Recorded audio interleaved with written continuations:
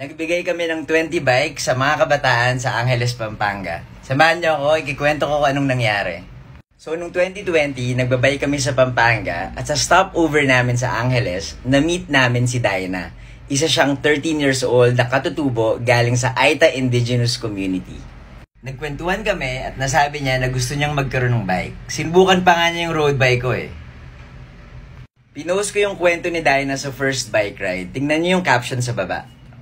Yung first bike ride, yan yung social media page ko sa Instagram at Facebook kung saan kinikwento ko yung mga cycling adventures ko, yung cycling advocacy, at yung mga interesting stories ng mga siklistang nakikilala ko.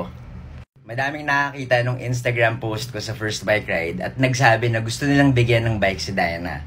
At the end of the day, nakakuha kami ng 20 bikes at naisipan ko na bigyan na rin yung mga ibang bata dun sa community nila. Nakakuha rin kami ng monetary donations kaya nakapagbigay din kami ng helmet, locks, at repair kits. May nag-donate din ng safety guide booklet para turuan yung mga bata kung paano maging ligtas sa pamimisikleta. Natutuwa ako na yung pangarap lang nila na magkaroon ng bike ay natupad na. Naniniwala kasi ako na nagbibigay at nag-o-open ng madaming opportunities ang bisikleta sa mga tao, lalo na sa kabataan. Pwedeng sa sports, sa pagiging mode of transportation, or sa pag-boost ng mental health.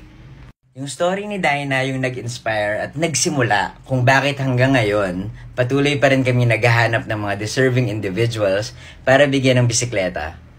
Uulitin ko na ang bike ay nag-o-open ng madaming opportunities para sa mga tao. Malaki yung potential ng bisikleta.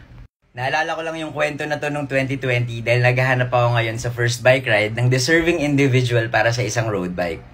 Yan lang yung kwento ko for this video. Follow me for more.